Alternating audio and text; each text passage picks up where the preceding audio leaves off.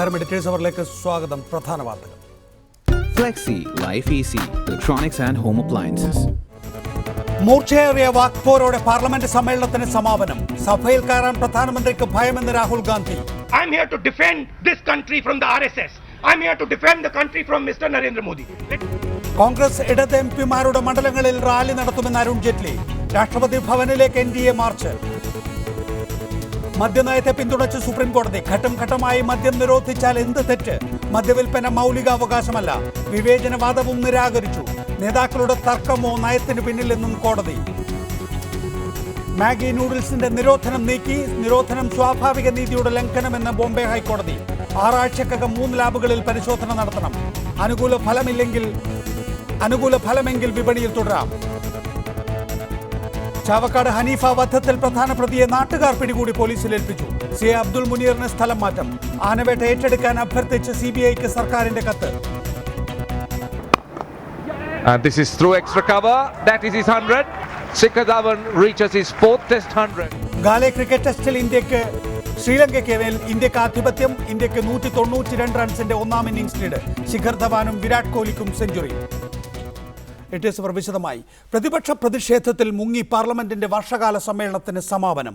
സഭാ സമ്മേളനം അവസാനിച്ചതിന് പിന്നാലെ ആരോപണ പ്രത്യാരോപണങ്ങളുമായി കോൺഗ്രസ് BJP എംപിമാർ പാർലമെന്റിന് പുറത്ത് പ്രതിഷേധിച്ചു. കോൺഗ്രസ് ഇടതു പാർട്ടി എംപിമാരുടെ മണ്ഡലങ്ങളിൽ പ്രചാരണ യോഗങ്ങൾ നടത്താൻ NDA തീരുമാനിച്ചു.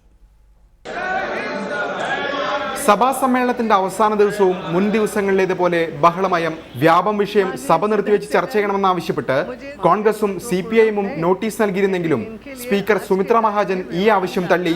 ലളിത് മോദി വിഷയത്തിൽ പ്രധാനമന്ത്രി വിശദീകരണം നൽകാത്തതിൽ പ്രതിഷേധിച്ച് പ്രതിപക്ഷം ബഹളം വെച്ചെങ്കിലും സ്പീക്കർ ചോദ്യോത്തരവേളയുമായി മുന്നോട്ട് പോയി.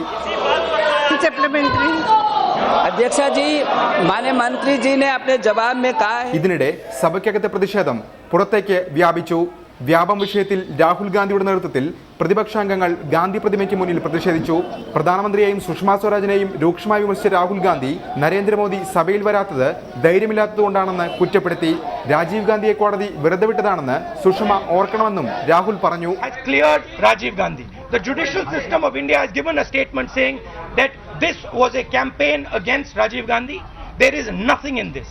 കോൺഗ്രസിന് അതേ നാണയത്തിൽ മറുപടി എന്ന വണ്ണം BJPയും പ്രതിഷേധവുമായി രംഗത്തെത്തി. ജനാധിപത്യം സംരക്ഷിക്കണമെന്നാവശ്യപ്പെട്ട് വിജയ് ചൌക്കിൽ നിന്ന് ഗാന്ധി പ്രതിമ വരെ നടത്തിയ മാർച്ചിൽ LK അദ്വാനി, രാജ്നാഥ് സിംഗ് അടക്കം 300-ലധികം NDA എംപിമാർ പങ്കെടുത്തു. പ്രധാനമന്ത്രിയുടെ അധ്യക്ഷതയിൽ ചേർന്ന NDA യോഗം കോൺഗ്രസ് ഇടതു പാർട്ടി എംപിമാർ എന്നിവർ പ്രതിനിധീകരിക്കുന്ന മണ്ഡലങ്ങളിൽ പ്രചാരണ ക്യാമ്പയിനുകൾ സംഘടിപ്പിക്കാനും തീരുമാനിച്ചു. 25 सितंबर से लेकर 2 अक्टूबर तक इन क्षेत्रों में विशेष रूप से हमारे एक केंद्रीय मंत्री, 4 सांसद जाकर खूब बड़ी मात्रा में जनसभाएं करें. സുപ്രധാനമായ പല ബില്ലുകളും പാസ്സാക്കാനിരിക്കുന്ന സാഹചര്യത്തിൽ പ്രത്യേക സഭാ സമ്മേളനം വിളിച്ചു ചേർക്കാൻ കേന്ദ്ര സർക്കാർ ആലോചിക്കുന്നുണ്ട്. റിപ്പോർട്ടർ, ദില്ലി. വിഷയത്തിൽ CPM പാർലമെന്ററി പാർട്ടി നേതാവ് P കരുണാകരൻ, RSP നേതാവ് NK പ്രേമചന്ദ്രൻ, ഷാനിമോൾ ഉസ്മാൻ, ഒപ്പം തന്നെ VV രാജേഷ് എന്നിവരാണ് കോൺഗ്രസിനെയും BJPയെയും പ്രതിനിധീകരിക്കുന്നത്. ആദ്യം ശ്രീ P കരുണാകരൻ. ശരത് പവാർ ദീർഘകാലമായി പാർലമെന്റ് അംഗമായിരുന്നയാൾ. അദ്ദേഹം പറയുന്നു ഇത്രയും പരസ്പര വൈരം കണ്ട മറ്റൊരു പാർലമെന്റ് സമ്മേളനം ഉണ്ടായിട്ടില്ല എന്ന്. വ്യക്തിപരമായ ആരോപണ പ്രത്യാരോപണങ്ങൾ എന്തുകൊണ്ടാണ് ഇങ്ങനെ?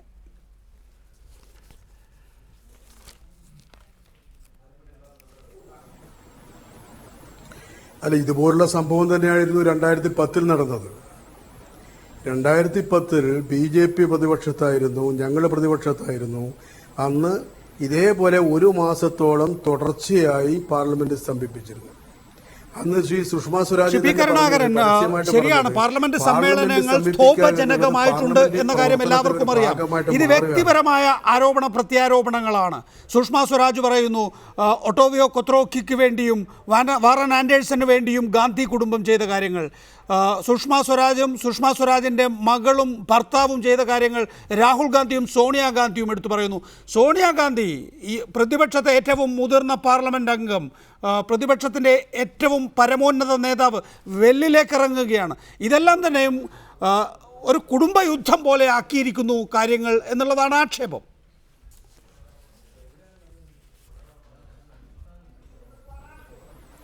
അല്ല, ഇതിൽ BJP എടുത്തുള്ള സമീപനം, ഗവൺമെന്റ് എടുത്തുള്ള സമീപനം ആദ്യം മുതൽ തന്നെ പ്രതിപക്ഷത്തെ ഭിന്നിപ്പിക്കുക എന്നുള്ളതായിരുന്നു. ഇപ്പോൾ നടപടിയെടുത്ത് നോക്കിയാൽ കാണാൻ വേണ്ടി കഴിയും കോൺഗ്രസിന്റെ എംപിമാരെ മാത്രമാണ് നടപടിക്ക് വിധേയരാക്കിയത്. ഞങ്ങളെല്ലാവരും CPM-ന്റെയും NCPയുടെയും എല്ലാ ആൾക്കാരും ഉണ്ടായിരുന്നു. പക്ഷെ അതൊരു പ്രധാനപ്പെട്ട തന്ത്രമായിരുന്നു, കാരണം പ്രതിപക്ഷത്തെ ഭിന്നിപ്പിക്കുക എന്നുള്ളത്. പക്ഷെ ആ നടപടി തന്നെ BJPയുടെ അല്ലെങ്കിൽ ഗവൺമെന്റ് നടപടി തന്നെ പ്രതിപക്ഷത്തകത്ത് വലിയ യോജിപ്പുണ്ടാക്കുകയാണ് ചെയ്തത്. മാത്രമല്ല, പാർലമെന്റിൽ തുടങ്ങുന്ന ദിവസം മുതൽ ഞങ്ങളെല്ലാം തന്നെ അഡ്ജർമെന്റ് മോഷൻ നോട്ടീസ് കൊടുത്താണ്. പാർലമെന്റ് അവസാനിക്കുന്നതിന് 2 ദിവസം മുമ്പ് മാത്രമാണ് ചർച്ച ചെയ്തത്. ഇവിടെ നമുക്ക് കാണാൻ വേണ്ടി കഴിയുന്നത്, ഈ വിഷയം അവതരിപ്പിച്ചുകൊണ്ട് ശ്രീ മല്ലികാർജുന ഖാർഗെ ഏറ്റവും നല്ല രീതിയിൽ, അദ്ദേഹം ഒരു വലിയ ഇംഗ്ലീഷ് ഒറേറ്ററൊന്നുമല്ല, പക്ഷെ ഏറ്റവും നല്ല രീതിയിൽ പ്രധാനപ്പെട്ട വിഷയങ്ങൾ അവതരിപ്പിച്ചു. അതിനൊന്നും തന്നെ മറുപടി പറയാൻ യഥാർത്ഥത്തിൽ സുഷമാ സ്വരാജോ അല്ലെങ്കിൽ മറ്റാൾക്കാരോ തയ്യാറായിട്ടില്ല. വളരെ പ്രധാനപ്പെട്ട കാര്യം പ്രധാനമന്ത്രി സഭയിൽ വരും ഒരു പ്രമേയം വന്നാൽ എന്നിട്ട് എന്താണ് സുഷമാ സ്വരാജിനെതിരായ ആരോപണം, അതിന് മറുപടി പറയും എന്നൊക്കെ ആയിരുന്നു ഒരുപക്ഷെ ഈ ടെലിവിഷൻ ചർച്ചയിലല്ല, ഇന്ത്യയിൽ ആകെ നടന്ന ടെലിവിഷൻ ചർച്ചകളിൽ BJP പ്രതിനിധികൾ വാദിച്ചുകൊണ്ടിരുന്നത്. അതുകൊണ്ട് ചർച്ചയ്ക്ക് കോൺഗ്രസ് സമ്മതം മൂളുക എന്ന വാദമാണ്. എവിടെ പോയി പ്രധാനമന്ത്രി? വാഗ്ധോരണി കൊണ്ട് ഇന്ത്യൻ ജനതയെ ആകെ കിടിലം കൊള്ളിച്ച ആ പ്രധാനമന്ത്രി ഇപ്പോൾ രാഹുൽ ഗാന്ധി പറയുന്നത് പോലെ പേടിച്ച് മാളത്തിനകത്ത് കയറിയിരിക്കുകയാണോ? അതാണ് രാഹുൽ ഗാന്ധി പറയുന്നത്. എന്നെ സംബന്ധിച്ചിടത്തോളം RSSൽ നിന്നും മോദിയിൽ നിന്നും ഈ രാജ്യത്തെ പ്രതിരോധിക്കുക എന്നുള്ളതാണ് ലക്ഷ്യമെന്ന്.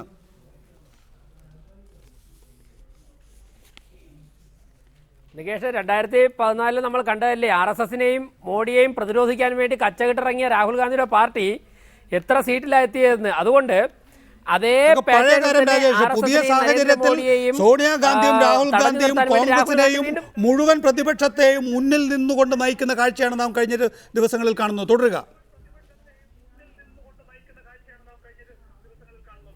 അല്ല, മുഴുവൻ പ്രതിപക്ഷത്തിന്റെ കാര്യം നമുക്ക് രണ്ടാമത് വരാം. മമതാ ബാനർജിയുടെയും അതോടൊപ്പം തന്നെ നവീൻ പട്നായിക്കിന്റെ കാര്യത്തിലേക്ക് വരാം. ഇവിടെ CPM-ന്റെ കാര്യം കോൺഗ്രസിനോട് ചേർത്ത് നികേഷ് പറഞ്ഞോളൂ, എനിക്ക് യാതൊരു വിരോധവുമില്ല, ഞാനും സമ്മതിച്ചു തരാം.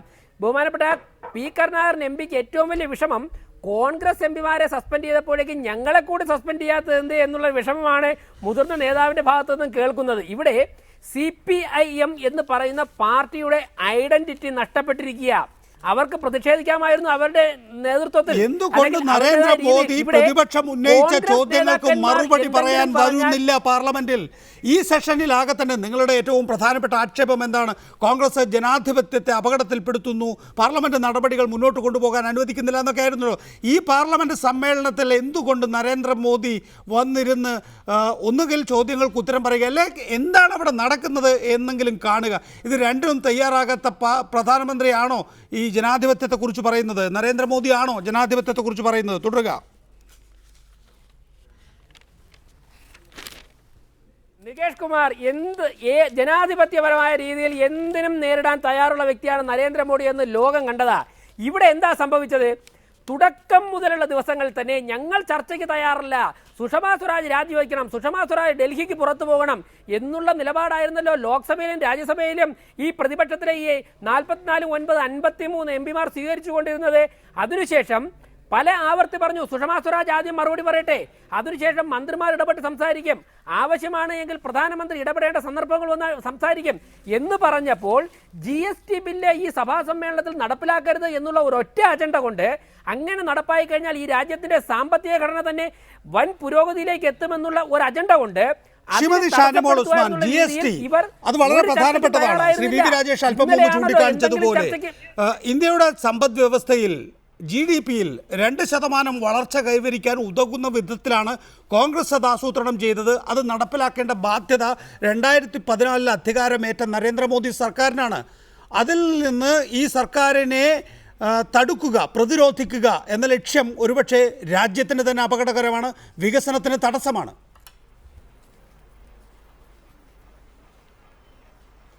അല്ല നികേഷ്, നമുക്ക് അവിടെ മുതലല്ല തുടങ്ങേണ്ടത്. ഈ സഭാ സമ്മേളനം എനിക്ക് തോന്നുന്നു ഏകദേശം 1 മാസക്കാലമായിട്ട് ഇന്ത്യ രാജ്യത്തെ മുഴുവൻ മാധ്യമങ്ങളും അടക്കം ചർച്ച ചെയ്തുകൊണ്ടിരിക്കുന്ന ഒരു വിഷയമുണ്ടല്ലോ, പാർലമെന്റിൽ നടക്കുന്ന സംഭവങ്ങളുണ്ടല്ലോ. ഇപ്പൊ GST ബില്ലിനെ സംബന്ധിച്ചും അതുമായി ബന്ധപ്പെട്ട കാര്യങ്ങൾ അങ്ങ് മാറ്റിവെച്ചുകൊണ്ട് നമ്മൾ ആലോചിക്കേണ്ടത് ഈ രാജ്യത്തിന്റെ നിയമങ്ങളെയും രാജ്യത്തെ ഭരണഘടനയും അടക്കം വെല്ലുവിളിച്ചുകൊണ്ട് രാജ്യത്തിന് പുറത്തുള്ള അന്താരാഷ്ട്ര കുറ്റവാളിയായിട്ടുള്ള ലളിത് മോദിയെ വിദേശകാര്യ വകുപ്പ് മന്ത്രി സഹായിച്ചു എന്നുള്ളതുമായി ബന്ധപ്പെട്ടാണ് ഇവിടുത്തെ ചർച്ച.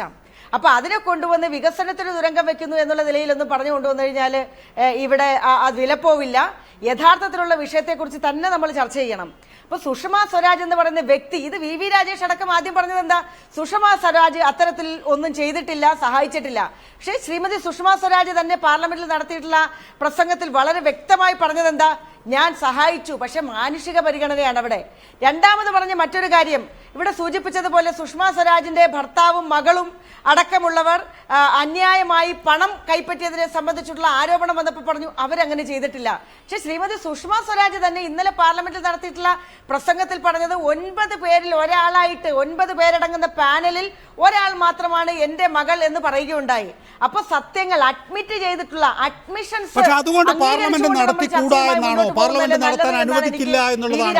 അതുകൊണ്ടാണല്ലോ ശ്രീമതി ഷാനിമോൾ ഉസ്മാൻ വ്യവസായ ലോകം നിങ്ങളെ ചോദ്യം ചെയ്യുന്നത്, പാർലമെന്റ് നടത്താൻ അനുവദിക്കാത്ത പ്രതിപക്ഷത്തിന്റെ നടപടിയെ അവർ ചോദ്യം ചെയ്യുന്നത്. ശ്രീ എൻ കെ പ്രേമചന്ദ്രൻ, താങ്കളും സീനിയർ ആയിട്ടുള്ള ഒരു പാർലമെന്റ് അംഗമാണ്. ഇത്ര കണ്ട് വ്യക്തിപരമായി കാര്യങ്ങൾ പോകേണ്ടതുണ്ടോ, പോകാൻ അനുവദിക്കാൻ പാടുണ്ടോ?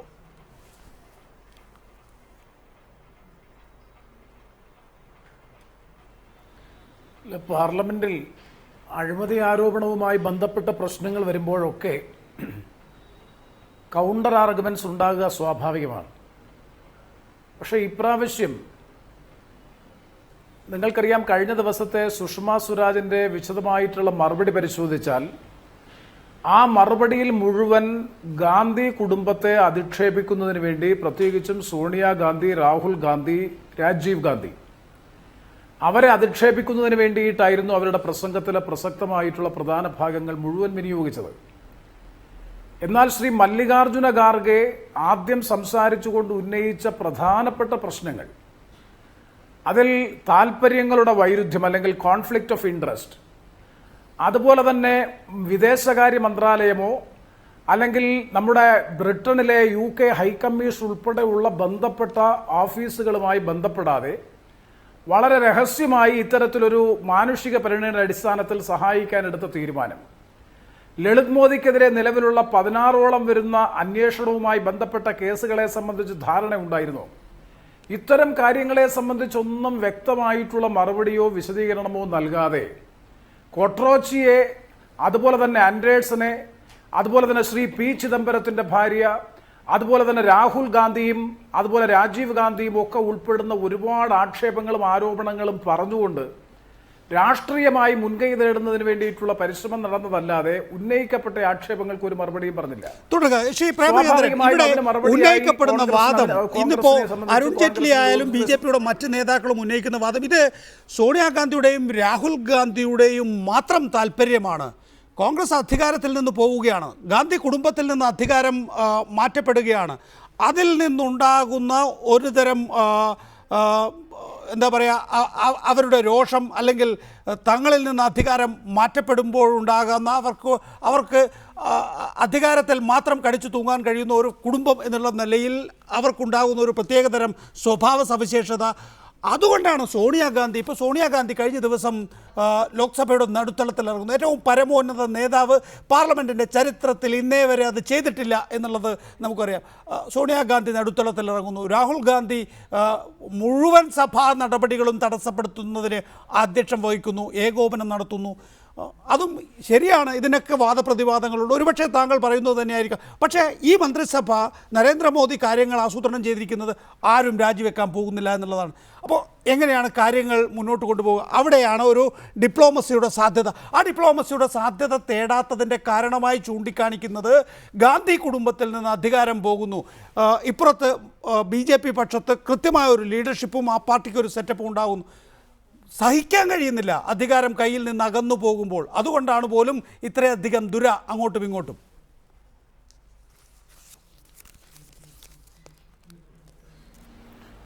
ഈ കാര്യത്തെ സംബന്ധിച്ചിടത്തോളം അധികാരം പോയി കോൺഗ്രസ് ദുർബലമായി 44 പാർലമെന്റ് അംഗങ്ങൾ മാത്രമായി പാർലമെന്റിൽ പരിമിതപ്പെട്ട സാഹചര്യത്തിൽ കോൺഗ്രസിന്റെ പ്രസിഡന്റ് എന്ന നിലയിൽ ആ പ്രതിപക്ഷത്തിന് ഊർജം നൽകാൻ അല്ലെങ്കിൽ അവർക്ക് ശക്തമായിട്ടുള്ള നേതൃത്വം നൽകാൻ അവസരോചിതമായി ശ്രീമതി സോണിയാഗാന്ധി ഉയർന്നു എന്നാണ് എൻ്റെ വിശ്വാസം. കാരണം അവർ പാർലമെന്റ് തുടങ്ങിക്കഴിഞ്ഞാൽ ശ്രീ നരേന്ദ്രമോദിയെ പോലെയല്ല, പാർലമെന്റ് അവസാനിക്കുന്നവരെ സമ്പൂർണ്ണമായും സഭയിൽ ഹാജരുണ്ട്. മുഴുവൻ സഭയിൽ ഇരുന്നു കൊണ്ട് പ്രതിപക്ഷത്തിന് നേതൃത്വം കൊടുക്കുന്ന കാര്യത്തിൽ, പ്രത്യേകിച്ചും കോൺഗ്രസിന് ക്രിയാത്മകമായി നേതൃത്വം കൊടുക്കുന്ന കാര്യത്തിൽ സൃഷ്ടിപരമായി കോൺഗ്രസിന്റെ പ്രസിഡന്റ് എന്ന നിലയിൽ, UPയുടെ ചെയർപേഴ്സൺ എന്ന നിലയിൽ അവരവരുടെ ചുമതല നിർവഹിക്കുമ്പോൾ അതിശക്തമായിട്ടുള്ള പ്രതിപക്ഷം പ്രതിരോധത്തിന് തയ്യാറാകുന്നു എന്ന് കാണുമ്പോൾ സ്വാഭാവികമായും BJP അതിനെ കുടുംബപരമായ പ്രശ്നവുമായി ബന്ധപ്പെടുത്തിക്കൊണ്ട് വളരെ ലഘൂകരിക്കാനും പരിമിതപ്പെടുത്താനും അധികാര നഷ്ടം മൂലം അതിഭ്രമം സംഭവിച്ചതിന്റെ ഭാഗമായി ഉണ്ടായിട്ടുള്ള പ്രവർത്തനങ്ങളാണ് എന്ന് വരുത്തി തീർക്കുക എന്നുള്ളത് BJPയുടെ പരിശ്രമത്തിന്റെ ഭാഗമാണ്. നമ്മൾ പരിശോധിച്ചാൽ അറിയാം, ഒരു വർഷം, ഞാൻ ഒറ്റ ചോദ്യം ഇതിനകത്ത് ശ്രീ രാജേഷുമായി കഴിഞ്ഞ ദിവസവും ചർച്ച ചെയ്തപ്പോൾ ചോദിച്ചു. ഞാൻ ചോദിക്കട്ടെ, ഈ പാർലമെന്റിന്റെ മൺസൂൺ സമ്മേളനം ആരംഭിച്ചു ഇത്രയും ദിവസമായി, ആദ്യത്തെ ദിവസം സഭ തുടങ്ങിയ ദിവസം 2 മിനിറ്റ് ദേശീയഗാനം ആലപിച്ചപ്പോൾ പ്രധാനമന്ത്രി സഭയിലുണ്ടായിരുന്നു. അതിനുശേഷം ശ്രീ APJ അബ്ദുൽ കലാമിന്റെ മരണത്തോടനുബന്ധിച്ചുള്ള അനുശോചനം രേഖപ്പെടുത്തുന്ന 5 മിനിറ്റ് നേരം സഭയിലുണ്ടായിരുന്നു. അത് കഴിഞ്ഞ് സഭ അനിശ്ചിതകാലത്തേക്ക് ഇന്ന് പിരിയുന്നതിന് വേണ്ടി സൈനയുടെ വന്ദേമാതരം പാടിയ സമയത്ത് അദ്ദേഹം 2 സെക്കൻഡ് വന്ന് സഭയിൽ വന്നു. ഇതാണോ രാജ്യത്തിന്റെ പ്രധാനമന്ത്രി? പാർലമെന്റ് കലുഷിതമായി തീരുന്നു, സങ്കീർണമായി തീരുന്നു, സഭാ നടപടികൾ നടത്തിക്കൊണ്ടു പോകാൻ കഴിയുന്നില്ല. GST ബിൽ, ഞാൻ ചോദിക്കട്ടെ, BJP നേരത്തെ രാജേഷ് ഉന്നയിച്ചതുപോലെ ചരക്ക് സേവന നികുതി നിയമം നടപ്പാക്കിയാൽ രാജ്യത്തിന്റെ സാമ്പത്തിക വളർച്ചയ്ക്ക് വലിയ പ്രയോജനം ചെയ്യുമെന്ന് വിശ്വസിക്കുന്ന ആ സാമ്പത്തിക പരിഷ്കാരം നടപ്പാക്കണമെന്ന് അല്പമെങ്കിലും ആത്മാർത്ഥതയുണ്ടെങ്കിൽ ഈ പാർലമെന്റിലെ സഭാ നടപടികളുടെ സ്തംഭനത്തെ സംബന്ധിച്ച് ഇടപെട്ട് ചർച്ച ചെയ്യാനും പരിഹരിക്കാനും പാർലമെന്റിൽ വന്ന് വർത്തമാനം പറയാനും എന്തുകൊണ്ട് നമ്മുടെ രാജ്യത്തിന്റെ പ്രധാനമന്ത്രി തയ്യാറായില്ല? ശ്രീ രാജേഷ്, അതിന് രണ്ടിനും കൃത്യമായ മറുപടി വേണം. കുറഞ്ഞ വാക്കുകളിൽ ഒന്ന്, അവസരോചിതമായി സോണിയാഗാന്ധി ഉയർന്നു പ്രവർത്തിക്കുന്നു, പ്രതിപക്ഷത്തെ ആകെ നേതൃത്വം നൽകാനും സമ്പൂർണ്ണമായി സമ്മേളനത്തിൽ പങ്കെടുക്കാനും അവർ താല്പര്യം പ്രകടിപ്പിക്കുന്നു. സോണിയാഗാന്ധിയെ കുറിച്ചാണ് ഈ പറയുന്നത്. മാത്രമല്ല, അനാരോഗ്യമുണ്ട് എങ്കിൽ തന്നെയും ഈ പറയുന്ന 44ഉം 9ഉം ഈ പ്രേമേന്ദ്രനും കൂടെ ചേർത്താൽ ഏതാണ്ട് 54 അംഗങ്ങളെയാണ് സോണിയാഗാന്ധി നയിച്ചു കൊണ്ടുപോകുന്നത്. രണ്ടാമത്തേത്, പ്രധാനമന്ത്രി പാർലമെൻറ്റിലിരിക്കുന്ന സമയത്തെക്കുറിച്ചാണ് പ്രേമേന്ദ്രൻ നേരിട്ട് വിശദീകരിക്കുന്നത്. ഇതിന് രണ്ടിനും കൃത്യമായ മറുപടി ഉണ്ടോ? തീർച്ചയായും വളരെ കൃത്യമായ മറുപടി. കാരണം നികേഷിന് കിട്ടിയ വാർത്ത രാഷ്ട്രീയ തലങ്ങളിൽ വളരെ ഗൗരവമായി ചർച്ച ചെയ്തതാ. ഇന്ത്യൻ നാഷണൽ കോൺഗ്രസിന്റെ 44 MPമാരുടെ ഉള്ളിൽ തന്നെ വിള്ളലുണ്ടായിട്ടുണ്ട്. ആദ്യ ദിനങ്ങളിലെ പാർലമെന്ററി പാർട്ടി യോഗത്തിൽ പോലും സോണിയാഗാന്ധിക്ക് കയർത്ത് സംസാരിക്കേണ്ടി വന്നു. ഇത്തരത്തിൽ നിരന്തരമായി സഭ തടസ്സപ്പെടുത്തുന്നതിനെതിരെ ഒരു വികാരമുണ്ട്. അപ്പോൾ ആ വികാരം തരണം ചെയ്യണമെങ്കിൽ സോണിയാഗാന്ധിയും രാഹുൽ ഗാന്ധിയും ഇത്രത്തോളം അഗ്രസീവായിട്ട് വെല്ലിലിറങ്ങണം. ഇന്നലെ ഏതു ഘട്ടത്തിലാണ് സോണിയാഗാന്ധി വെല്ലിലിറങ്ങിക്കൊണ്ട് വൈകാരികമായി ഇടപെട്ടത്? സോണിയാഗാന്ധിയുടെ അനുജത്തിക്ക് ഇന്ത്യയിൽ നിന്ന് നടന്ന അഴിമതിയുടെ പേരിൽ പണം കിട്ടിയിട്ടുണ്ട് എന്ന ആരോപണം വന്നപ്പോൾ സോണിയാഗാന്ധി വികാരഭരിതമായി. എനിക്ക് അത്ഭുതം തോന്നുന്നത്, റവല്യൂഷണറി സോഷ്യലിസ്റ്റ് പാർട്ടിയുടെ നേതാവായി വിജയിച്ചിട്ടുള്ള ശ്രീ NK പ്രേമേന്ദ്രൻ MPയെ കൊല്ലത്തുള്ള RSPയുടെ പ്രവർത്തകർ വിജയിപ്പിച്ചു വിട്ടത് സോണിയാഗാന്ധിയുടെ കുടുംബത്തിൽ നടന്ന അഴിമതി സംരക്ഷിക്കുവാൻ വേണ്ടി വീറോടെ വാദിക്കുവാനാണോ? ഇവിടെയാണ് അതിന് മറുപടി. ഇത് കോൺഗ്രസിന്റെ ഒരു കുടുംബ പ്രശ്നമാണ്, ആഭ്യന്തര പ്രശ്നമാണ്. അതിന് ഇടതുപക്ഷത്തിന്റെ CPMന്റെ MPമാർ ഉൾപ്പെടെ ഉള്ളവർ അതിന് കൂട്ടുനിൽക്കുന്നു എന്നുള്ളത് കേരളത്തിലെ അഡ്ജസ്റ്റ്മെന്റ് രാഷ്ട്രീയം ഇവർ ഡൽഹിയിലും ആരംഭിച്ചിരിക്കുന്നു. ഇനി രണ്ടാമത്തെ വിഷയത്തിലേക്ക് വരാം. എന്തുകൊണ്ട് പ്രധാനമന്ത്രി സഭയിൽ വരുന്നില്ല? ചോദിച്ച ചോദ്യത്തിന് ചോദിക്കുമ്പോൾ എനിക്ക് പറയേണ്ടി വരും.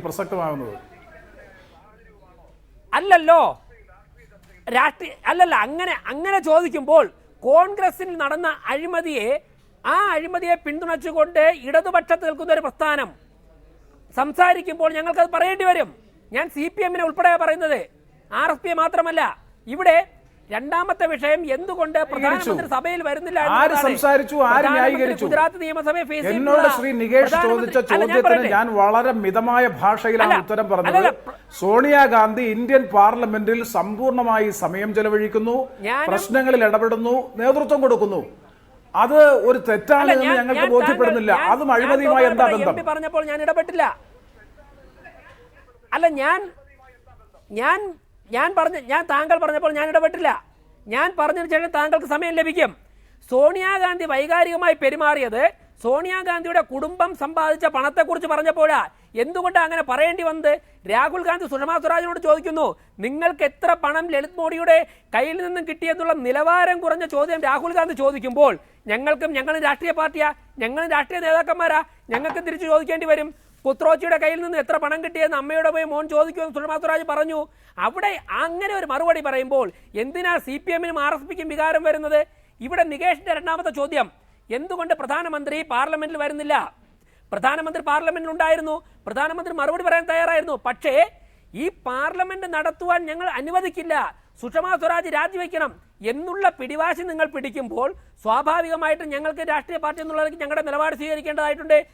പ്രതിപക്ഷത്തിന്റെ ഉത്തരവാദിത്തപ്പെട്ട റോൾ അതൊരു ഡിബേറ്റിംഗ് ഹൗസാ. പാർലമെന്റ് എന്ന് പറയുന്നത് ചർച്ച നടക്കേണ്ട വേദിയാ. ഒരു ദിവസം 2 കോടി വ്യക്തമായ മറുപടി അല്ല ശ്രീ വി വി രാജേഷ്. അത് ശ്രീ NK പ്രേമചന്ദ്രൻ ചൂണ്ടിക്കാണിച്ചതുപോലെ ആദ്യ ദിവസം 2 മിനിറ്റ് ദേശീയഗാനം പാടുമ്പോൾ, പിന്നീട് APJ അബ്ദുൽ കലാമിന്റെ അനുസ്മരണ ഘട്ടത്തിൽ, പിന്നീട് സൈനഡേ ചെയ്യുമ്പോൾ വന്ദേ മാതരം പാടുമ്പോൾ 1 മിനിറ്റ് എന്ന നിലയിലാണോ ഇന്ത്യൻ പാർലമെന്റിൽ പ്രധാനമന്ത്രി AB വാജ്പേയിയുടെയും ഒക്കെ കാലഘട്ടങ്ങളിൽ വന്നിരുന്നിട്ടുള്ളത്? ആ കാലഘട്ടങ്ങളിൽ പാർലമെന്റിൽ പ്രസ് ഗാലറിയിൽ ഇരുന്നിട്ടുള്ളയാളാണ് ഞാൻ, ശ്രീ വി വി രാജേഷ്. അതുകൊണ്ടാണ് ഇന്ന് രാഹുൽ ഗാന്ധിക്ക് പറയാൻ അവസരം ലഭിച്ചത് ഈ മോദിയെയും ഈ RSSനെയും നേരിടുക, പ്രതിരോധിക്കുക എന്നുള്ളത് തന്നെയാണ് എൻ്റെ ദൗത്യമെന്ന്. ഇവിടെ ശ്രീമതി ഷാനിമോൾ ഉസ്മാൻ, രാജേഷ് പറയുന്നത് ഇങ്ങനെ ഒച്ചപ്പാടുണ്ടാക്കുന്നത് എന്തിനാണ് സോണിയാഗാന്ധിയും രാഹുൽ ഗാന്ധിയും? അങ്ങനെ ഒരു ഒച്ചപ്പാടിന് അവർ നേതൃത്വം നൽകിയിട്ടില്ല എങ്കിൽ 44 ചുരുങ്ങിപ്പോയ കോൺഗ്രസ് പാർട്ടി ഉണ്ടല്ലോ, അത് മറ്റാരെങ്കിലും കൊണ്ടുപോകും. ഗാന്ധി നെഹ്റു ഫാമിലിയുടെ കയ്യിൽ നിന്ന് കോൺഗ്രസിൻ്റെ നേതൃത്വം നഷ്ടപ്പെടും. അതിനാണ് ഇങ്ങനെ ചാടിക്കയറി സോണിയാഗാന്ധിയെ പോലുള്ളൊരു വലിയ നേതാവ് വെല്ലിലേക്ക് ഇറങ്ങുന്നത്. നമുക്ക് വിശ്വസിക്കാൻ കഴിയില്ല ഇവർ വെല്ലിൽ ഇറങ്ങുന്നതിന് മുമ്പ് സോണിയാഗാന്ധി നാളെ വെല്ലിൽ ഇറങ്ങുമെന്ന് ആരെങ്കിലും പറഞ്ഞിരുന്നുവെങ്കിൽ. പക്ഷേ വിശ്വസിക്കേണ്ടി വരുന്നു, നമ്മളത് കണ്ടതാണ് ടെലിവിഷനിലൂടെ. നികേഷ്, എനിക്കത് അല്പം സമയം തരണം. ഞാൻ പറയട്ടെ, ഏറ്റവും അനുചിതവും ബാലിശവുമായിട്ടുള്ള മറുപടികളാണ് കഴിഞ്ഞ കുറേ ദിവസങ്ങളായിട്ട് BJPയുടെ ഭാഗത്തുനിന്ന് ഉണ്ടായിക്കൊണ്ടിരിക്കുന്നത്. എന്താണ് BJPയുടെ നേതാക്കന്മാർ പറഞ്ഞത്? ഞാൻ ചോദിക്കട്ടെ. ഇപ്പൊ ശ്രീ പ്രേമേന്ദ്രൻ ഇവിടെ ഇരിക്കുന്നല്ലോ, ഇവിടെ വിദേശകാര്യ വകുപ്പ് അറിയാതെ, വിദേശകാര്യ വകുപ്പ് സെക്രട്ടറി അറിയാതെ മറ്റൊരു രാജ്യവുമായി ബന്ധപ്പെട്ടതിനെ തെളിവുകൾ ഒരുപാട് ചർച്ച ചെയ്ത് കഴിഞ്ഞതാണ് ശ്രീമതി ഷാനിമോൾ ഉസ്മാൻ. നമ്മളിപ്പോൾ സംസാരിക്കുന്നത് എന്തുകൊണ്ട് പാർലമെന്റിൽ വ്യക്തിപരമായ ആക്ഷേപങ്ങൾ അങ്ങോട്ടും ഇങ്ങോട്ടും ഉണ്ടാവുന്നു. ശ്രീ പ്രേമചന്ദ്രൻ ഒരു കത്ത് കൊടുത്തു വിദേശകാര്യ വകുപ്പ് മന്ത്രി. എന്താണത്? മറുപടി ഇല്ലാതെ വന്നപ്പോഴേ ഞാൻ ഒരു കാര്യം പറയട്ടെ, ഇവിടെ പൊളിഞ്ഞിരിക്കുന്നത് ശ്രീ നരേന്ദ്രമോദിയുടെ പദ്ധതിയാ. ശ്രീ നരേന്ദ്രമോദി ഗുജറാത്തിലെ മുഖ്യമന്ത്രി എന്നുള്ള നിലയിൽ നമ്മൾക്കറിയാം, നിങ്ങളൊക്കെ തന്നെ ചാനലുകൾ ചർച്ച ചെയ്തിട്ടുള്ളതാ. എത്ര തവണ അദ്ദേഹം മുഖ്യമന്ത്രി എന്നുള്ള നിലയിൽ നിയമസഭയിൽ പോയിട്ടുണ്ട്. അതേ പദ്ധതി കൊണ്ടുവന്ന് തിരുവായ്ക്ക് എതിർവായി ഇല്ല എന്നുള്ള നിലയിലാക്കി തീർക്കുന്നതിന് വേണ്ടിയുള്ള ശ്രമവുമായി കടന്നു വന്നു. അദ്ദേഹത്തിന്റെ ധാരണ മുഴുവൻ മറ്റു പലതുമായിരുന്നു. അംഗബലത്തിന്റെ അടിസ്ഥാനത്തിൽ എണ്ണം കുറവാണ് എന്നുള്ളത് കൊണ്ട് നിശബ്ദരാക്കാമെന്നാണ് കരുതിയെങ്കിൽ അങ്ങനെയല്ല.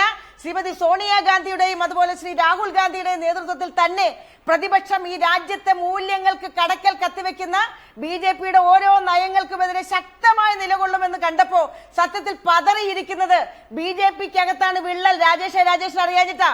അരുൺ ഷൂറിയെ പോലെയുള്ളവർ ഇന്ന് എന്താ ശ്രീ LK അദ്വാനിയെ മാറ്റി നിർത്തിയിരിക്കുന്നതാ.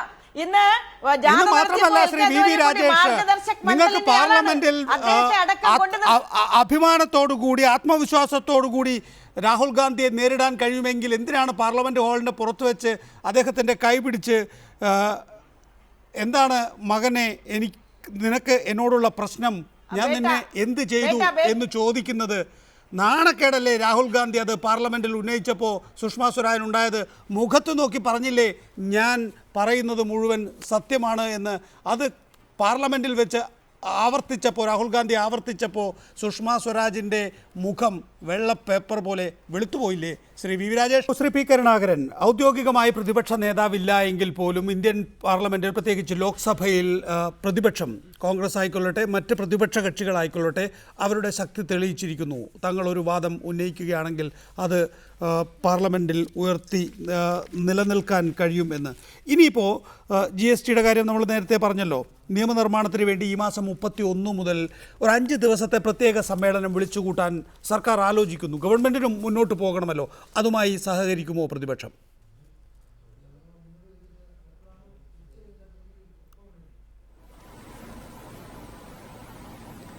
അല്ല, പ്രതിപക്ഷത്തെ സംബന്ധിച്ചിടത്തോളം ബില്ലുകൾ പാസ്സാക്കുന്നതിനോ നിയമനിർമ്മാണങ്ങൾ കൊണ്ടുവരുന്നതിനോ ഒരിക്കലും എതിരായിരുന്നില്ല. യഥാർത്ഥത്തിൽ തങ്ങളുടെ ഭൂരിപക്ഷം ഉപയോഗിച്ചുകൊണ്ട് ബില്ലുകൾ അടിച്ചേൽപ്പിക്കുന്ന സമീപനമാണ് കഴിഞ്ഞ പാർലമെന്റ് സമ്മേളനത്തിൽ പൂർണ്ണമായിട്ടും ഗവൺമെന്റ് സ്വീകരിച്ചത്. കഴിഞ്ഞ പാർലമെന്റ് സമ്മേളനത്തിന്റെ അറ്റൻഡൻസ് എടുത്ത് പരിശോധിച്ച് നോക്കാൻ 122%, കുറവാണെന്ന് പറയാൻ കഴിയില്ല. ഒരു പ്രത്യേക പ്രശ്നം വന്നു, ആ പ്രശ്നം പരിഹരിക്കുന്നതിൽ പൂർണ്ണമായിട്ടും പരാജയപ്പെടുകയാണ് ഗവൺമെന്റ് ചെയ്തത്. അതിന്റെ ഭാഗമായിട്ടാണ് ഇന്നത്തെ സ്ഥിതിവിശേഷം ഉണ്ടായിട്ടുള്ളത്. ഞങ്ങൾക്കറിയാം, ഭൂരിപക്ഷം ഉപയോഗിച്ചുകൊണ്ട് ലോകസഭയിൽ പാസാക്കിയ ഒട്ടേറെ കാര്യങ്ങൾ ഞങ്ങൾ കൊണ്ടുവന്ന ഭേദഗതി അവർ തള്ളുകയും അതേ ഭേദഗതി രാജ്യസഭയിൽ പോയി ആ രാജ്യസഭയിൽ ആ ഭേദഗതി വന്നിട്ട് വീണ്ടും ലോകസഭയിൽ വന്ന് അത് തിരുത്തേണ്ട സ്ഥിതി അടക്കം ഈ ഗവൺമെന്റ് ഉണ്ടായിരുന്നു. അതുകൊണ്ട് ഭൂരിപക്ഷം ഉണ്ട് എന്നുള്ളത് കൊണ്ട് എന്ത് നടപ്പിലാക്കുക എന്നുള്ളത് ഒരു ശരിയായിട്ടുള്ള സമീപനമല്ല. ഇവിടെ GSTയെ സംബന്ധിച്ചിടത്തോളം പറഞ്ഞു, യഥാർത്ഥത്തിൽ GST പാസാക്കുന്നതിൽ ആത്മാർത്ഥമായ താല്പര്യം ഗവൺമെന്റ് ഉണ്ടെന്ന് പറയാൻ പറ്റുമോ? ഇല്ല. കാരണം ഇവിടെ രാഷ്ട്രീയമായിട്ടൊരു പ്രശ്നമുണ്ട്. അതെന്താണെന്നറിയോ, BJPയെ സംബന്ധിച്ചിടത്തോളം പുതിയ കൂട്ടുകാരാവശ്യമാണ്. ആ പുതിയ കൂട്ടുകാരിൽ ചില സംസ്ഥാനങ്ങൾ പ്രധാനപ്പെട്ടതാണ്. അതിലൊന്നാണ് തമിഴ്നാട്, അതുപോലെ തന്നെ ഒറീസ. ഇപ്പൊ GSTയെ സംബന്ധിച്ചിടത്തോളം കഴിഞ്ഞ പാർലമെന്റിൽ ചർച്ച നടക്കുമ്പോൾ ഞങ്ങൾ പൂർണ്ണമായിട്ടും അംഗീകരിച്ചതാണ് ഭേദഗതി കൊടുത്തെങ്കിൽ പോലും, പക്ഷെ ശക്തമായിട്ട് എതിർത്തത് തമിഴ്നാടാണ്. GST പാസ്സായാൽ പോലും എല്ലാ നിയമസഭകളിലും അത് അംഗീകരിക്കണം. അത് അംഗീകരിക്കാനുള്ള പ്രയാസമുണ്ട്. എല്ലാ നിയമസഭകളും വേണ്ട, പകുതി നിയമസഭകൾ മതിയല്ലോ. ശ്രീ പി കരുണാകരൻ, ഇവിടെ പ്രശ്നം ഇതാണ്. രാഷ്ട്രീയമായി നിങ്ങൾ പാർലമെന്റിനെ ഉപയോഗിച്ചു. സമാനമായ വിധത്തിൽ ഈ പാർലമെന്റ് സമ്മേളനം കഴിയുമ്പോൾ ഈ കാസർഗോഡ് അടക്കം, താങ്കളുടെ കാസർഗോഡ് അടക്കം ഒരു കേന്ദ്രമന്ത്രിയും 4 MP-മാരെയും അയച്ച് വലിയ തോതിലുള്ള രാഷ്ട്രീയ വിശദീകരണത്തിന് BJPയും NDAയും ഒരുങ്ങുകയാണ്. 44-ഉം 9-ഉം അതാണല്ലോ നേരത്തെ രാജേഷ് കളിയാക്കി പറഞ്ഞത്, നിങ്ങളെ കോൺഗ്രസിൻ്റെ കൂട്ടത്തിൽ കൂട്ടി എന്ന്. 44-ഉം 9-ഉം 53 ലോക്സഭാംഗങ്ങളുടെ മണ്ഡലങ്ങളിലേക്ക് വരികയാണ് NDAക്കാർ.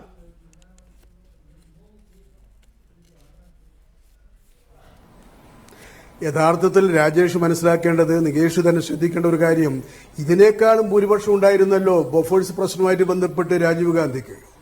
അന്ന് ആ ബൊഫേഴ്സ് പ്രശ്നത്തിൽ മുഴുവൻ MP-മാരെയും സസ്പെൻഡ് ചെയ്യുകയും ചെയ്തത്. അവർ രാജിവെച്ചു, വീണ്ടും തെരഞ്ഞെടുപ്പ് നടന്നു. എവിടെയായിരുന്നു രാജീവ് ഗാന്ധി? അപ്പൊ ചരിത്രം നമ്മളെ പഠിപ്പിക്കുന്ന ഒട്ടേറെ പാഠങ്ങളുണ്ട്. നിങ്ങൾക്ക് താൽക്കാലികമായിട്ടുണ്ടായിട്ടുള്ള ഈ ഭൂരിപക്ഷം എന്ന് പറഞ്ഞ് നമ്മൾ അംഗീകരിക്കുന്നു, ഭരിക്കാനുള്ളത് തന്നെയാണ്.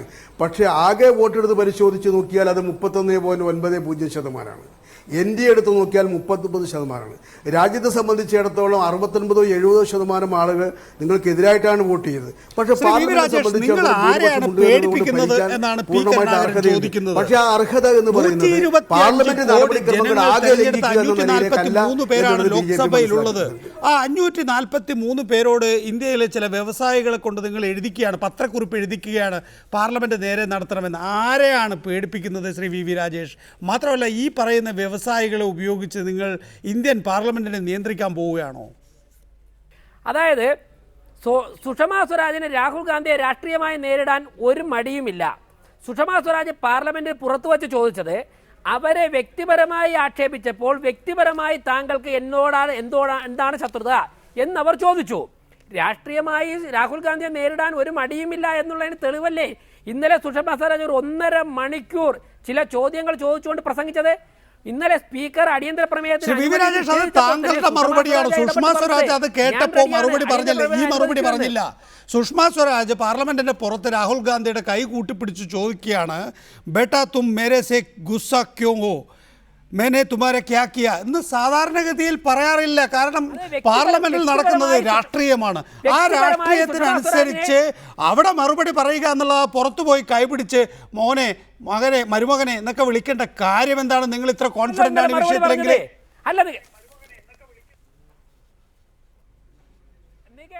താങ്കൾക്കറിയാമല്ലോ, നിയമസഭയിലും പാർലമെന്റിലും ഒക്കെയുള്ള നേതാക്കന്മാർ തമ്മിൽ വ്യക്തിപരമായി അതിന് പുറത്തുപോയി സംസാരിക്കാറുണ്ട്. പാർലമെന്റ് കൂടിക്കഴിഞ്ഞാൽ ശക്തമായി രാഹുൽ ഗാന്ധിയുടെ ചെയ്തികളെയും കുടുംബത്തിന്റെ ചെയ്തികളെയും കടന്നാക്രമിച്ചുകൊണ്ടല്ലേ സുഷമാ സ്വരാജ് സംസാരിച്ചത്. അതിനുശേഷം അരുൺ ജെയ്റ്റ്ലിയുടെ പ്രസംഗം കേൾക്കുവാൻ നിൽക്കുന്ന ശേഷി പോലും ഇല്ലാതെ സോണിയാഗാന്ധി പാർലമെന്റിൽ നിന്നും പുറത്തു പോയില്ലേ? ഇവിടെ ശരി, അതുകൊണ്ട് ചോദിച്ചതായിരിക്കാം. ഞാൻ ചോദിച്ച പ്രധാനപ്പെട്ട ചോദ്യത്തിന് ശ്രീ വി രാജേഷ് എന്തുകൊണ്ട് താങ്കൾ മറുപടി പറയുന്നില്ല? 543 പേർ ഇന്ത്യൻ ലോക്സഭയിലുണ്ട്. അവിടെ 125 കോടി ജനങ്ങൾ നേരിട്ട് പോളിംഗ് ബൂത്തിൽ പോയി വോട്ട് ചെയ്ത് വിജയിപ്പിച്ച് അയച്ചവരാണ്. അവർക്കറിയാം ഇന്ത്യൻ പാർലമെന്റ് എങ്ങനെ നടത്തണം എന്ന്. അപ്പോഴാണ് നിങ്ങൾ കുറച്ച് വ്യവസായികളോട് പറയുന്ന ഒരു പത്രക്കുറിപ്പ് എഴുതരണമെന്ന്. എൻ്റെ ആ പത്രക്കുറിപ്പ് ഇറക്കുകയാണ് ഇന്ത്യൻ പാർലമെൻറ്റ് നേരെ നടത്താൻ വേണ്ടി പ്രതിപക്ഷം സഹകരിക്കണമെന്ന്. ഇങ്ങനെയാണോ ഈ കാര്യങ്ങളെയൊക്കെ നിങ്ങൾ കൈകാര്യം ചെയ്യാൻ ഉദ്ദേശിക്കുന്നത്?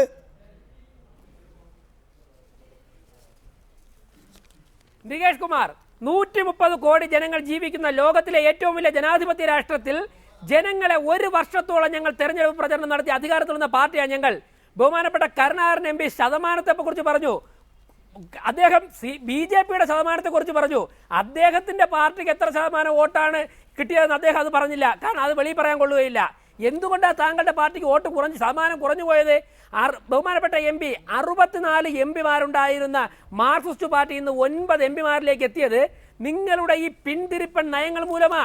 നിങ്ങളുടെ കോൺഗ്രസുമായി ചേർന്നുള്ള അഡ്ജസ്റ്റ്മെന്റ് രാഷ്ട്രീയം കൊണ്ടാ. BJPക്ക് പാർലമെന്റിനെ ഫേസ് ചെയ്യാനോ ജനങ്ങളെ ഫേസ് ചെയ്യാനോ ഒരു മടിയുമില്ല. ഞങ്ങൾ കാസർഗോഡ് നിയോജക മണ്ഡലത്തിലേക്ക് വരാൻ പോവുകയാ, ഞങ്ങൾ കൊല്ലത്തേക്ക് വരാൻ പോവുകയാ. അല്ലല്ല, ഞങ്ങൾ നിങ്ങളുടെ നിയോജക മണ്ഡലത്തിലേക്ക് ഞങ്ങൾക്ക് ഒരു ഭയവുമില്ല. അവിടുത്തെ ജനങ്ങളോട് ഞങ്ങൾ ചോദിക്കുന്നു, ഇവിടുത്തെ സാധാരണക്കാരായ ജനങ്ങൾക്ക് പ്രയോജനമുണ്ടാകേണ്ട GST ഉൾപ്പെടെയുള്ള ബില്ലുകൾ നടപ്പിലാക്കാൻ സമ്മതിക്കാതെ കേരളത്തിലെ കോൺഗ്രസ് CPM കൂടെ ഒരുമിച്ച് നിന്നുകൊണ്ട് സഭ തടസ്സപ്പെടുത്തി. ഉസ്മാൻ കൊല്ലത്തേക്ക് വരുന്നു, കാസർഗോഡേക്ക് വരുന്നു. കോൺഗ്രസിന്റെയും ഇടതുപക്ഷത്തിന്റെയും ഒക്കെ പാർലമെന്റ് മണ്ഡലങ്ങളിലേക്ക് BJPക്കാർ വരികയാണ്. അവിടെ വന്ന് പറയാൻ പോകുന്നത് എന്താണെന്ന് അറിയാമോ? അരുൺ ജെയ്റ്റ്ലി അതിന്റെ ആദ്യ വെടി കുറഞ്ഞു വരുന്ന ഒരു മനുഷ്യ ലോകത്ത് കണ്ടിട്ടുണ്ട്. രാഹുൽ ഗാന്ധിയാണ്. ഒരു മാസം പൂർണ്ണമായിട്ടും സഭ സംബന്ധിച്ചതിന്റെ ഉത്തരവാദിത്വം BJPക്കല്ലേ? അന്നെന്തായിരുന്നു മറുപടി പറയാനുണ്ടായിരുന്നത്? ഏതായാലും BV രാജേഷ് രാഹുൽ ഗാന്ധിയോട് മാനുഷിക പരിഗണന വെച്ചിട്ടാണ് ബേട്ടാ ക്യാ തും മുझे നാരാജ് ഹോ എന്ന് ചോദിച്ചതെന്ന് പറയാൻ നന്നായി. അതവിടെ നിൽക്കട്ടെ. ഏതായാലും രാജേഷ്, ഇതിനകത്ത് നിങ്ങൾക്ക് ഒരു മറുപടിയില്ല. എന്തുകൊണ്ട് സംവാദത്തിന്റെ വിപ്ലവം ഈ രാജ്യത്ത് ഉണ്ടാക്കിയാണല്ലോ അധികാരത്തിൽ വന്നത് നരേന്ദ്രമോദി? എന്തുകൊണ്ട് പാർലമെന്റിൽ ചർച്ചയ്ക്ക് തയ്യാറാവുന്നില്ല? എന്തുകൊണ്ട് മറുപടി പറയാൻ തയ്യാറാകുന്നില്ല? എന്താണ് ഇന്നലെ അരുൺ ജെയ്റ്റ്ലി പറഞ്ഞത്? അരുൺ ജെയ്റ്റ്ലിയുടെ പ്രസംഗം നിങ്ങൾ ശ്രദ്ധിക്കൂ. Sushmaji has done something right or wrong. ഒരു പ്രാവശ്യം പോലും സുഷമ സ്വരാജിനെ അരുൺ ജെയ്റ്റ്ലി അവിടെ പ്രതിരോധിക്കുന്നതായിട്ട് കണ്ടിട്ടില്ല. അവിടെ ചോദ്യങ്ങൾ ചോദിക്കുക എന്നുള്ള, തിരിച്ച് എത്രയോ കാലം നമ്മൾ ചർച്ച ചെയ്ത കൊത്രോച്ചിയുടെയും അൻഡേഴ്സന്റെയും കാര്യം പറയാനല്ല ഇന്നലെ അവിടെ ഉണ്ടായ സംഭവ വികാസങ്ങളുടെ അടിസ്ഥാനത്തിൽ ജനങ്ങൾ പ്രതീക്ഷിച്ചത്. അവിടെ പറയേണ്ടിയിരുന്നത് വിദേശകാര്യ വകുപ്പ് പറഞ്ഞോ, അതല്ലെങ്കിൽ നിങ്ങളുടെ മാനുഷിക പരിഗണന ഇന്ത്യയിലെ എല്ലാ കുറ്റവാളികൾക്കും ലഭ്യമാണോ, അതല്ല BJPയുടെ നയമാണോ? ഇതിനെ സംബന്ധിച്ച് വ്യക്തമായ ഒരുപാട് 16 എൻഫോഴ്സ്മെന്റ് ഡയറക്ടറേറ്റിന്റെ 16 നോട്ടീസിൽ 15 എണ്ണം സർവേ ചെയ്ത ആളിനെ സഹായിച്ചതിന് ശേഷം ചോദ്യങ്ങൾക്ക് മറുപടിയായി ചോദ്യങ്ങൾ ചോദിക്കൽ, answer to the question. Rajesh, എന്തുകൊണ്ട് പറയാൻ കഴിയുന്നില്ല? അപ്പൊ അതുകൊണ്ട് ശ്രീ നരേന്ദ്രമോദി എന്തുകൊണ്ട് ഇന്ത്യൻ പാർലമെന്റിൽ വരുന്നില്ല? ഇതിനൊക്കെ മറുപടി പറയാതെ നിങ്ങൾ ഈ പാർലമെന്റ് സമ്മേളനത്തിൽ സജീവമായി ചർച്ചകളിൽ പങ്കെടുക്കുകയും ഒരു പരിധിവരെ എന്ന് പറയുന്നില്ല, താങ്കൾ തന്നെയായിരുന്നു നേരിട്ട് പ്രതിപക്ഷത്തിൻ്റെ ആക്രമണത്തിന് നേതൃത്വം നൽകുന്നവരിൽ ഒരാൾ. രാഹുൽ ഗാന്ധി പോലും താങ്കളെ കോട്ട് ചെയ്തിട്ടാണ് അദ്ദേഹത്തിൻ്റെ പ്രസംഗം മുന്നോട്ട് കൊണ്ടുപോയത്. പക്ഷേ എങ്ങനെ പാർലമെൻറ്റ് ഇങ്ങനെ മുന്നോട്ട് പോകാൻ കഴിയും? ഇനിയും ഇല്ലേ 4 വർഷം? അതുകൊണ്ടാണ് BJP പറയുന്നത് തൻ്റെ കുടുംബത്തിൽ നിന്ന് അധികാരം പോകുന്നു എന്നറിയുമ്പോൾ എങ്ങനെയാണോ ഇന്ദിരാഗാന്ധി അടിയന്തരാവസ്ഥ പ്രഖ്യാപിച്ചത്, അതേ മുഖഭാവം ഇപ്പോൾ സോണിയാഗാന്ധിക്കും രാഹുൽ ഗാന്ധിക്കും കാണാമെന്ന്.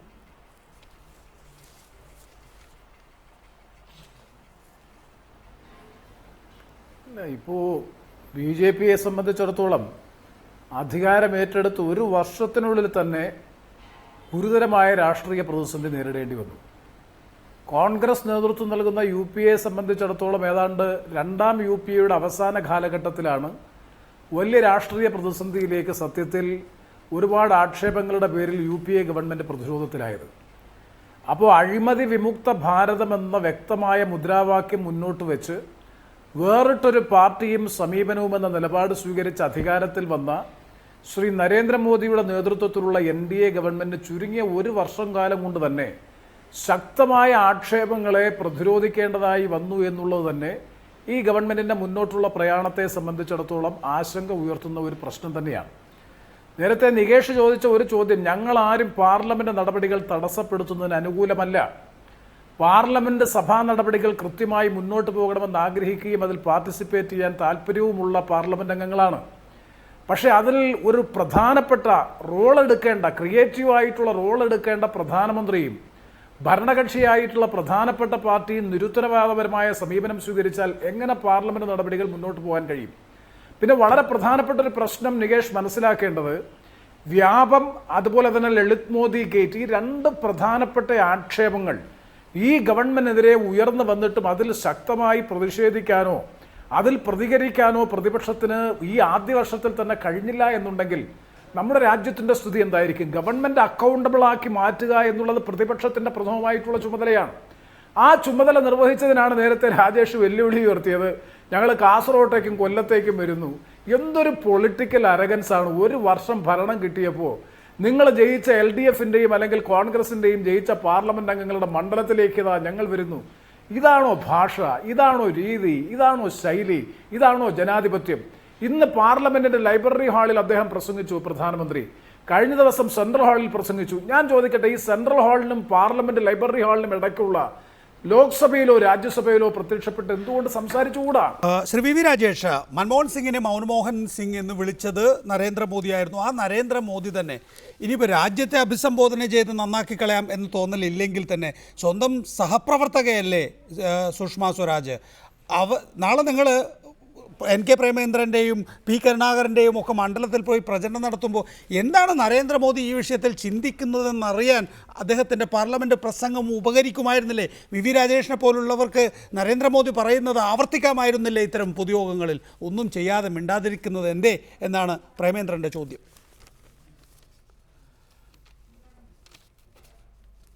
നികേഷ്, ഇവിടെ ഈ വിഷയത്തിൽ ആദ്യം മറുപടി പറയേണ്ടത് ആരോപണ വിധേയായ വ്യക്തി സുഷമ സ്വരാജാണ്. സുഷമ സ്വരാജിനെ തുടക്കത്തിൽ തന്നെ മറുപടി പറയാൻ പ്രതിപക്ഷം അനുവദിച്ചിരുന്നുവെങ്കിൽ പ്രധാനമന്ത്രി ഇടപെടേണ്ട സമയത്ത് പ്രധാനമന്ത്രി ഇടപെടുമായിരുന്നു. സമയം തീർന്നതിന് മുമ്പ് ബഹുമാനപ്പെട്ട പ്രേമേന്ദ്രൻ MP പറഞ്ഞതിനൊന്ന് മറുപടി പറഞ്ഞോട്ടെ. പൊളിറ്റിക്കൽ അറഗൻസ് ആരാ സഖാവെ കാട്ടുന്നത്? സുഷമ സ്വരാജിനെ നാവെടുക്കാൻ പോലും സമ്മതിക്കാതെ പൊളിറ്റിക്കൽ അറഗൻസ് കാണിച്ചത് പ്രതിപക്ഷമല്ലേ, ഇടതുപക്ഷമല്ലേ? ഞങ്ങൾ പാർലമെന്റ് സ്ഥിരമായി സ്തംഭിപ്പിക്കുന്ന നിങ്ങളുടെ ചെയ്തികൾ ജനങ്ങളുടെ ഇടയിൽ വെളിവാക്കുവാൻ വേണ്ടി ജനാധിപത്യപരമായി കൊല്ലത്തും കാസർഗോഡും ഞങ്ങൾ പ്രചരണം നടത്താൻ എവിടെയാ പൊളിറ്റിക്കൽ അറഗൻസ്? ഞങ്ങൾക്ക് അതിനുള്ള സ്വാതന്ത്ര്യമില്ലേ?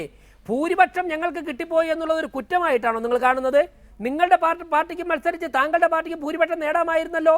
ഭൂരിപക്ഷം ഞങ്ങൾക്ക് ലഭിച്ചു എന്നുള്ളത് ഞങ്ങൾ ചെയ്ത എന്തോ ഒരു പാതകമാണ് എന്ന് കരുതുന്നത് ജനാധിപത്യത്തെ നിഷേധിക്കല. ജനങ്ങൾ ഞങ്ങൾക്ക് തന്ന 125 കോടി ജനങ്ങൾ ഞങ്ങൾക്ക് തന്ന അധികാരമാ, അവകാശമാ, അവരുടെ ഔദാര്യമാ. അതുകൊണ്ട് ഞങ്ങൾക്ക് ഭൂരിപക്ഷമുണ്ട്, അതുകൊണ്ട് ഞങ്ങൾ ഏകാധിപത്യം നടപ്പിലാക്കുന്നു എന്ന് നിങ്ങൾ പറയുമ്പോൾ നിങ്ങൾ പറയുന്നത് ഈ രാജ്യത്തെ പിന്നോട്ടടിപ്പിക്കുകയാണ്, സോണിയാഗാന്ധിയുടെ വ്യക്തിപരമായ അജണ്ട നടപ്പിലാക്കുകയാണ് നിങ്ങൾ ഉൾപ്പെടെയുള്ളവർ എന്ന് നിങ്ങളുടെ മണ്ഡലങ്ങൾ ഞങ്ങൾ വന്ന് പ്രസംഗിക്കുന്നു, ഞങ്ങൾ പ്രചരണം നടത്തുന്നു. അവിടെ ഒരിടത്തും പൊളിറ്റിക്കൽ അറഗൻസ് ഇല്ല. പിന്നെ നികേഷ് ചോദിച്ച ചോദ്യം, നരേന്ദ്രമോദി കൊല്ലത്ത് വരികയാ, അതുപോലെ തന്നെ അമിത്ഷാ തിരുവനന്തപുരത്ത് വരികയാ, അമിത്ഷാ എറണാകുളത്ത് വരികയാ, അരുൺ ജെയ്റ്റ്ലി വരികയാ. ഞങ്ങൾ ജനാധിപത്യപരമായി ഞങ്ങൾ പ്രസംഗിക്കും. നരേന്ദ്രമോദി പാർലമെന്റിന് പുറത്ത് രാഷ്ട്രീയ പൊതുയോഗങ്ങൾ പ്രസംഗിക്കുമ്പോഴേക്കും ഈ വിഷയത്തിൽ അദ്ദേഹത്തിന്റെ നിലപാട് വ്യക്തമാക്കും. ഇവിടെ നരേന്ദ്രമോദി ഇതുവരെയും പാർലമെന്റിൽ എന്തുകൊണ്ട് സംസാരിച്ചില്ല എന്ന് താങ്കൾ ചോദിച്ചു. തുടക്കം മുതൽ തന്നെ ജനാധിപത്യത്തെ നിഷേധിക്കുന്ന നിലപാടായിരുന്നു നിങ്ങൾ എടുത്തത്. അങ്ങനെ നിഷേധാത്മകമായ സമീപനം പ്രതിപക്ഷം സ്വീകരിക്കുമ്പോൾ ഒരു രാഷ്ട്രീയ പാർട്ടി എന്നുള്ള നിലയ്ക്ക് ഞങ്ങൾക്ക് നിലപാടുകളുണ്ട്. താങ്കൾ പൊളിറ്റിക്കൽ അറഗൻസ് എന്ന വാക്ക് ഉപയോഗിച്ചപ്പോഴാണ് ഞാൻ പറഞ്ഞത്. താങ്കൾ പൊളിറ്റിക്കൽ അറഗൻസ് എന്നുള്ള വാക്ക് ഉപയോഗിച്ചപ്പോഴാണ് ഞാൻ പറഞ്ഞത്. അല്ല, ജനാധിപത്യത്തിൽ ഞങ്ങൾക്ക് പ്രചരണം നടത്തുന്ന മറുപടി വളരെ വേഗത്തിൽ തടസ്സപ്പെടുത്തുന്ന പ്രധാനമന്ത്രിയെ കൊല്ലത്തേക്ക് സ്വാഗതം ചെയ്യുന്നു.